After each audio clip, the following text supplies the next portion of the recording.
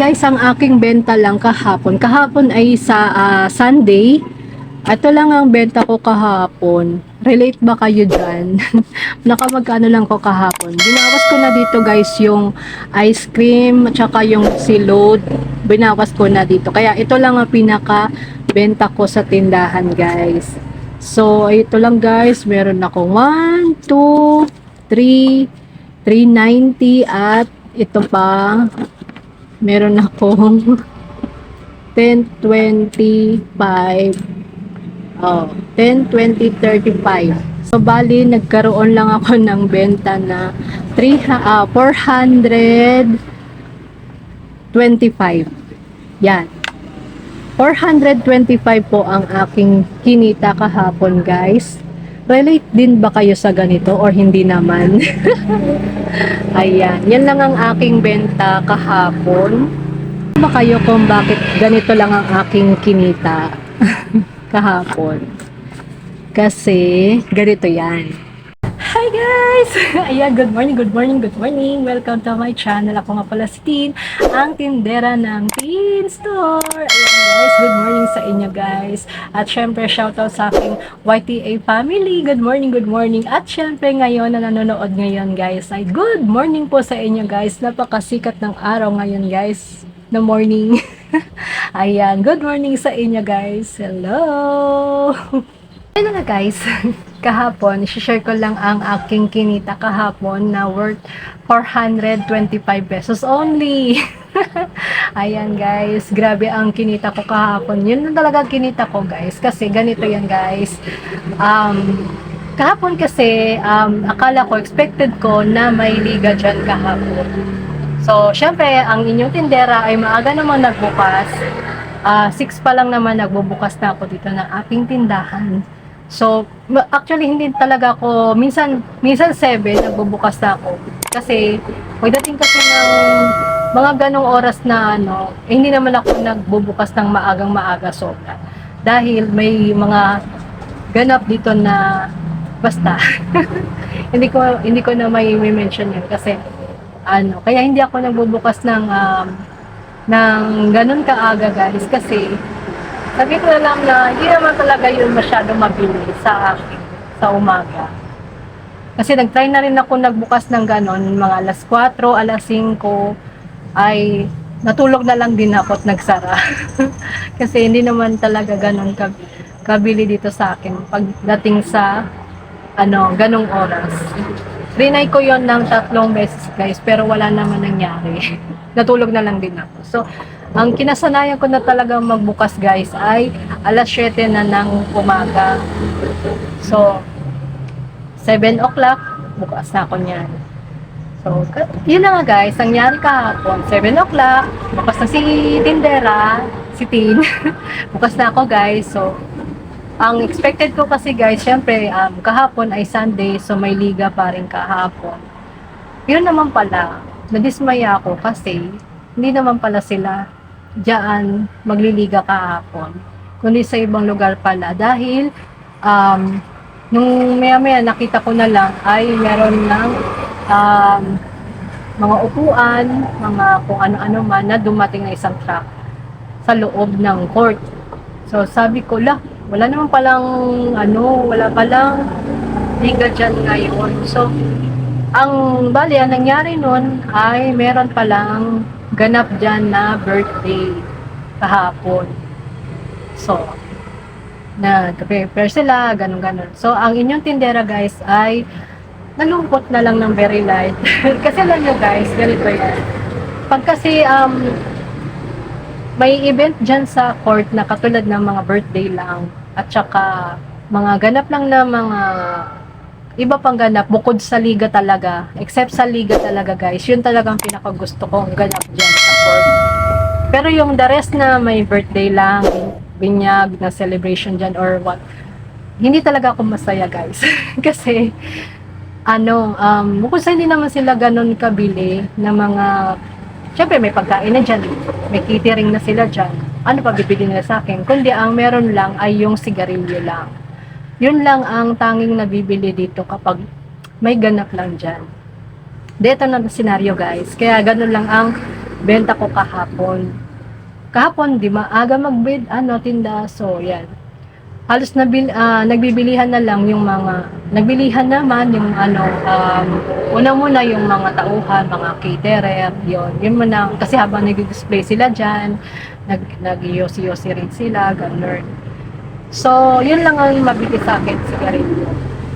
So, in summary na lang guys, nung nandoon na sila, nandyan na sila, yung mga bisita, yung mga mga celebrant, eto na, natapos na sila ng pagkain, kainan na.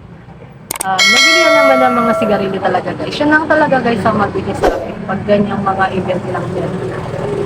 Ang nakakano lang kasi guys, dito sa aking tindahan ay, although nagbebenta ako ng sigarilyo, pero hindi ako nagpapasindi at hindi rin ako nagpapa-smoke dyan sa tapat. Matutal, meron ako nakapaskil dyan sa harap ng aking tindahan na no smoking. Pati yun dyan sa gilid ko, pati rin yan, magkabilaan yan. Pati dyan sa makikita mo naman sa front ko ng tindahan guys ay no smoking na talaga. Nakalagay dyan. Nilagay ko naman. So yun na nga, meron kasama dyan sa celebrant na bumili. Dalawa sila. Tapos, so, siyempre, may sarili silang nagsindi sila dyan sa tapat ng tindahan.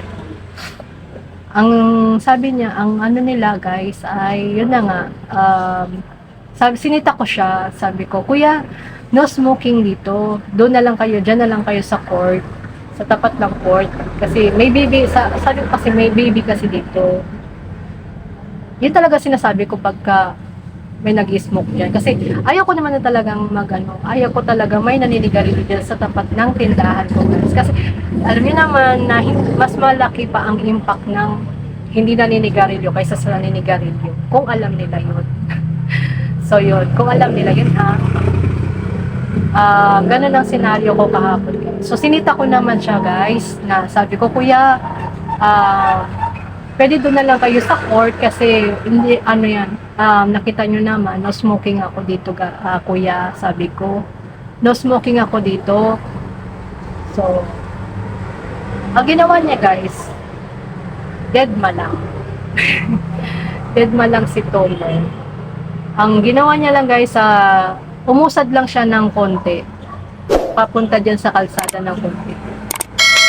Pero, ang ko sa kanya, yun na nga, kasi bumili kasi yun ng 5 stick.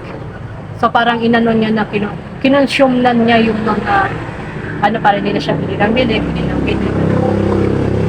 Napansin ko kasi sa kanya, kada maninigarilyo pa rin siya guys, ay nandito pa rin siya talaga naninigarilyo. Dito pa rin siya magsisindi, tapos maninigarilyo na naman. So parang nangaasar lang. Yun ang nangyari. So, yung time na yun, parang feeling ko nangaasar. Nangaasar tong customer na to. Kahit na sinabihan ko na siya nung una, dyan pa rin siya sa tapat ko naninigarilyo. So, parang nangaasar siya.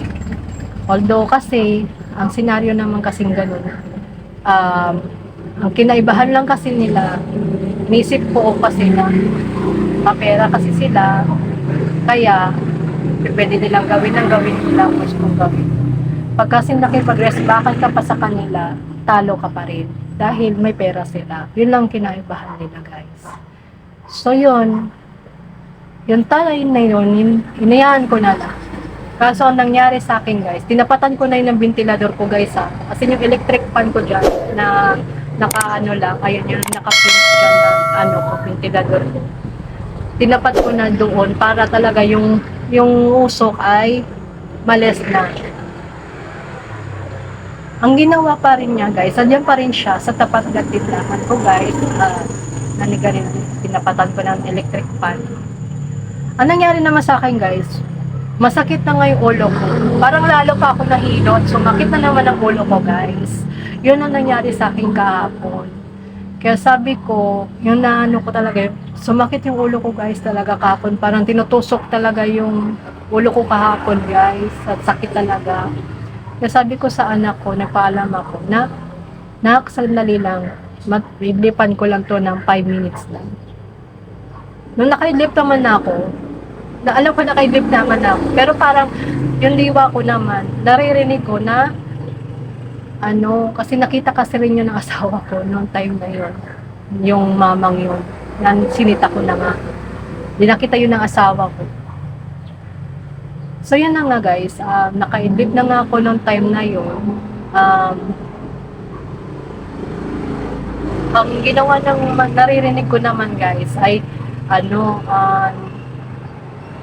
ginawa pala ng asawa ko.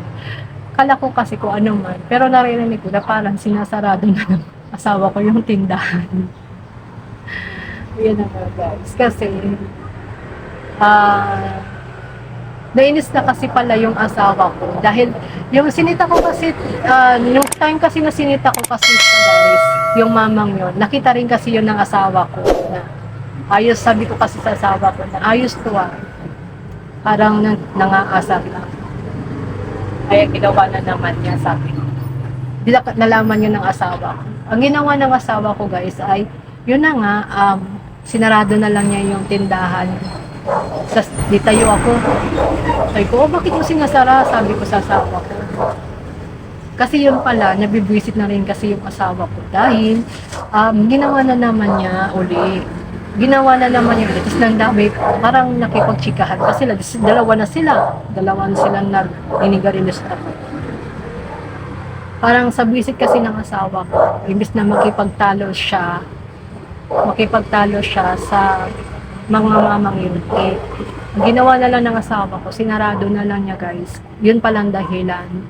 Dahil sa, yun na nga, nag-visit na nga rin siya na ginagawa nila. Yun ang nangyari. Yun ang nangyari guys. Kaya, sinarado na lang ng asawa ko guys yung tindahan. Na rin balis sila, patapusin na lang daw nila. Pero kasi guys, nung natapos na sila ng 6 o'clock, 6 o'clock na sila natapos, or 6:30 na rin yata halos, mga ganun yata. Ang ginawa na ng asawa ko, ninanang niya binuksan dahil ang sama na rin guys ng pakiramdam ng asawa ko. Sumakit din ang ulo niya, masakit na ang ulo niya. Tapos ako din talaga, natuluyan na sumakit talaga rin ang ulo ko dahil wala na talaga dito. Sabi ng asawa ko, decide na lang na sarado na lang, magpahinga na lang. Kaysa naman sa makipagtalo ka pa. Ganun na. Kaya yun na nga naging meta ko sa ganap kahapon. Kaya, yun lang. Kaya umabot lang siya ng 400 na lang. So, syempre, di ba, mas mahal pa magpa-ospital kaysa naman sa pagtiyagain mo yung ganyang customer. Diba? Mga ganyang customer na makikita ko. Kita ko na nga. Ang pangalan ng sigarilyo, mabubungad na sa iyo, no smoking here. Dito, no smoking dito. Yan, dito. Nakaaraw na. Nakabungad na nga sa'yo. Pero parang nananadya talaga guys. Yan guys ang mga nakakainis na customer. Diba? Di talaga yan maiwasan guys dito sa tindahan. Dito sa aking tindahan guys. At saka, meron pa. Siyempre, hindi lang naman yun na naging customer ko na naging relate din na pasaway. Alam mo yun. Siguro kaya yun nangyari na lang. Dahil siguro pahinga na lang ganun. Kaysa sa diba, pahinga na lang nga talaga. Hindi na kami nagbukas nun guys kasi talaga masakit na talaga ulo ko. Na-stress na ako, natulog na lang ako guys kahapon. So yun na nga meron ganap kahapon na shinare ko lang sa inyo kahapon guys. At yun na nga guys, syempre meron pa rin tayong nakaka-encounter na ganyang mga customer. Guys, hindi lang yan guys ang nai-encounter ko dito sa tindahan. Meron pa ring customer na yung alam mo yung parang mas Oo, although okay, ang customers is always right, pero hindi naman lahat ng customer ay dapat na maging right sila. Dahil meron talaga silang may mga customer talaga sa akin ha, para sa akin ditong tindahan ay meron talagang mga pasaway din na customer talaga. Kaya hindi talaga natin yan maiwasan guys. Ang meron pa nga, ano eh, meron pa nga dito na customer, bibili siya na, relate ba kayo, bibili siya na ang pera, bibili lang siya ng worth na sa 20 pesos lang. Pero ang pera guys ay 1K. Diba? Yung tipong ang aga-aga, ganun. Gaaga-aga din yun guys. Bibili ka ng 20 pesos. Para gusto na lang sabihin na papalit na lang. Diba? Di na lang niya sabihin. Naiya pa siya. Diba? Yung mga tipong ganun. Bibili siya ng 20 pesos worth 1K naman pala ang pera niya. Diba? Tapos kanina pala, isi-share ko na sa inyo kanina na lang. Kaya nga natatawa, kaya nga ginawa ko rin tong vlog na to guys. Ayun na nga, meron din pa pala kaninang umaga. Kanina lang, ngayon na naman. Ngayon naman guys, ito si Tomer ay nagtanong sa akin kung meron ba akong plastic na malaki. Sabi ko, meron naman kuya. Ilan ba? Isang bundle ba? Sabi ko, meron naman ako. Sinabi ko naman, pinakita ko sa kanya kung gaano kalaki guys yung plastic na meron ako. So, pinakita ko sa kanya. Sabi niya naman, ay ate, hindi ganyan. Meron ba mas malaki pa dyan? Sabi ko, ay wala na. Kasi yung, ano na, gamit na kasi yung mga plastic ko na malalaki. Yung mga pinagbilhan ko lang yung mga, ano na yun. Hindi ko lang pwede ibigay sa kanya yun. Kasi syempre, ginagamit ko rin yun. Dahil ginagamit ko yun pang basura ko dyan sa, lagayan ko ng basura yun guys. Kaya hindi ko rin yun binibigay na lang. So yun na guys, sinabi niya, ay wag na lang. Ayaw niya dun sa plastic na inoffer ko sa kanya. So, maya-maya, bumalik siya. Bumalik na naman siya. Tapos sabi niya, ate meron kang karton. Yun lang guys, yung karton ko kasi nasa taas, andun sa taas. Ayun, kita niyo guys. Yan kasi guys, pag ginalaw po yan, sobrang dami na rin yan guys. Kaya pag ginalaw po yan, magbabagsakan sa akin yan. Nakatali na kasi yan, naka-bundle naman na kasi yan. Kaya pag i-junk shop na namin siya, naka-ayos na yan na naka-bundle. So yun ang inano ko guys. Nakaayos na yan. Sabi ko na lang sa kanya, ay wala ko yan, nakatali na. Hindi ko na siya pwedeng kuhanan. Di syempre parang, nakadalawa na siya, nawala na pala sa akin. Tapos sumunod nun, na mga ilang minuto lang, bumalik na naman siya guys. Sabi na naman niya sa akin, ate meron ka bang cash in? Sabi ko, ay cash out pala, sabi niya. May cash out ka ba? Sabi niya. Ay naku kuya, di ako nagka-cash out. Sabi, pero magkano ba ang cash out mo? Baka naman mga 1,000 lang kaya ko namang sa'yo, ibigay sa'yo. Kasi sa totoo lang guys, wala akong Gcash dito guys. Hindi pa ako, may Gcash ako, pero limit lang ang aking Gcash talaga guys. Hindi ako malakihan mag Gcash guys. Kaya limit lang. May Gcash ako, pero hindi naman yon pang talaga, malakihan na transaction. Yun lang, in-offer ko sa kanya 1K lang. Sabi niya guys, ay, sayang. Sabi niya, wala ka bang 8K? 8K lang, 8K ang kailangan. So, di ba? 8K daw, sabi niya. Wala, syempre, sabi ko, wala na naman. Sabi niya guys, parang natatawa na lang ako na yung tipo, ito na, maaga na naman. Sabi, parang, kaya nga binuo ko tong content ko na to ngayon eh.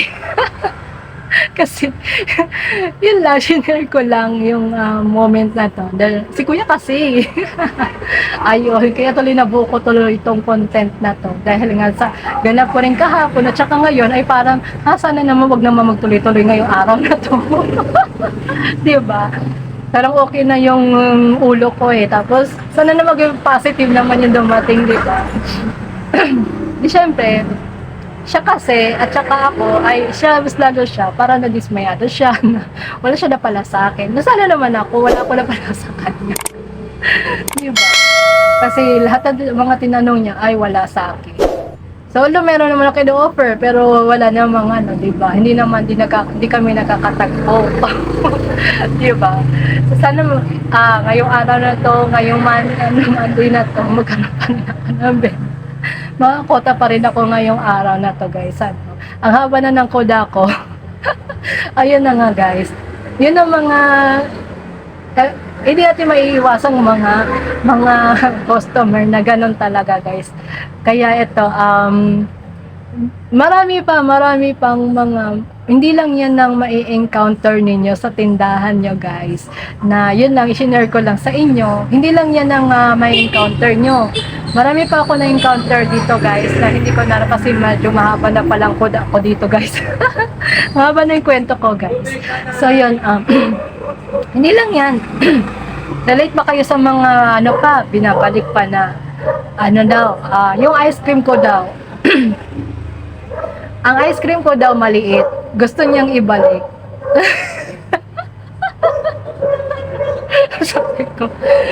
sabi ko, ako ba gumawa nito?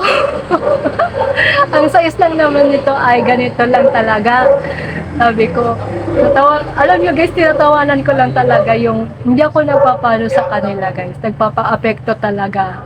Hindi ako nagpapa-apekto sa mga gusto nilang mangyari, guys. Kasi although ayoko talaga ng magkaroon pa kami ng ayoko pa na may away-away, diba? Gusto ko talaga, guys, ay maging okay kami, diba? Hindi ako makikipag-away sa kanila sa maliit na bagay lang. Pero kung nasa tama naman ako, ay syempre, ipaglalaban ko yun. Dahil katulad na lang yan kahapon, yung sa sigarilyo nga, diba? Naka no smoking naman ako, alam ko naman yan, diba? Kaya yun ang nangyari kahapon. So, yun na nga, guys. Ang ganap ko for today, ayan, sinare ko na rin sa inyo. For today, ang ganap ko. Kaya bakit? Ganun lang ang benta ko po kahapon. So, marami pa yan, guys. Sa mga kasari ko na magsisimula pa lang dyan, guys. Marami pa talaga kayong ma-encounter na ganyang customer, guys.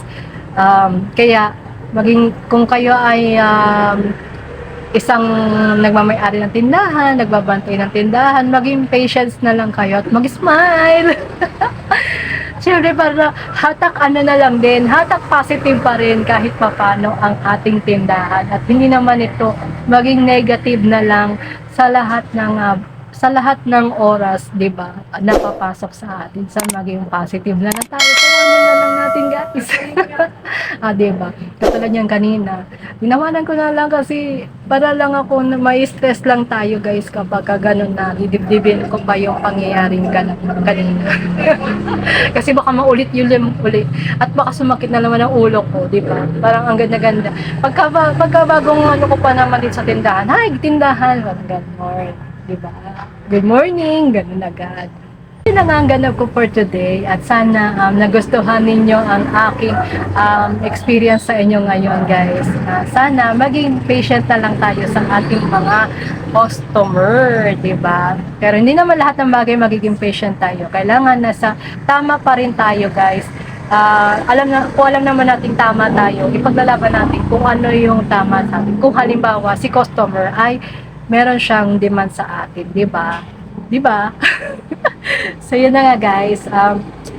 Thank you sa lahat ng mga nanood sa akin, guys, at sa akin mga nag-subscribe sa akin. Thank you so much. Sa mga hindi pa po nakapag-subscribe sa akin, please subscribe to my YouTube channel. Ayan, guys, Teen Store Vlogs po, at pakihit nyo na po ang notification bell para updated kayo sa aking videos na gagawin. Ayan, guys, thank you for watching. Ayan, ang aking anak, good morning. Ayan, asan niya aking anak? Good morning. Ayan, kagigising lang. Bye!